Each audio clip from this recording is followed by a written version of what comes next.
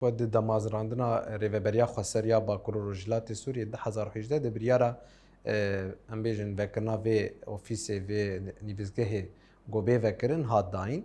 Ji ber ku şert û mercên wê demê de haziriyê venebûn yanî. Di sala 2021 de ev nivîzgeh hate damezrandin hate vekirin.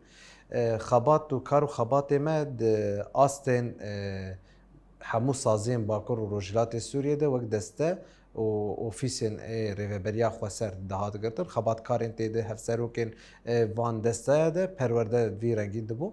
Ji xwe perwerdê me destpêkê de heftê di roja me ser de da xebatkirin û geleka wê jî perwerdeyên menî girtî hebûn dihatin meşandin.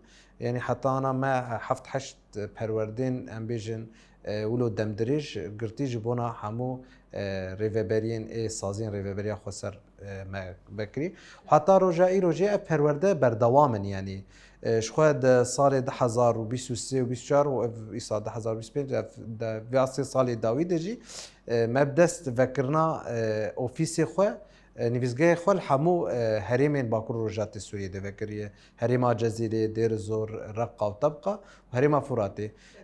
Ji xwe li berê li herêmên Şehbayê û Efrînê xwe hebûn. Ji ber ku şert û merdên şerên ku di wir de qewimiye, ana ew ofîsa me hatiye cê xwe bi Helebê Şêx Mexsûdê xwe bijî dikir, di hevalê me jî li wir in yanî. Xebatê perwerdê li wir jî berdewam e wek em bêjin Şêx Mexsûd û Eşrefî û Helebê jî. Perwerde di çi astê de tê dayîn. Destpêkê de em wek xebatkarên Rêveberiya Xweser em ji bona perwerdê wa dest pê dikin. Yanî beşê perwerdê jî du aliyê xwe de hene. Beşên branş hene bêjin ixtisas û beşê wênî fikrî tanzîmî rêxistinî de hene.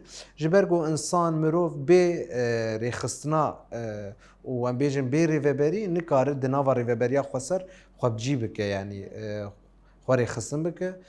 Ji ber ku can dema em insana dînin perwerdê yanî gelek insanê menê hevalê me xebatkarên Rêveberiya Xweser dema tên perwerdê tiştekî ji xwe nizanin yanî. Perwerde jî ser sê çar beşa tên meşandin. Destpêkê de em wek mefhûm wek sîstema perwerdê buwar didin xuyakirin.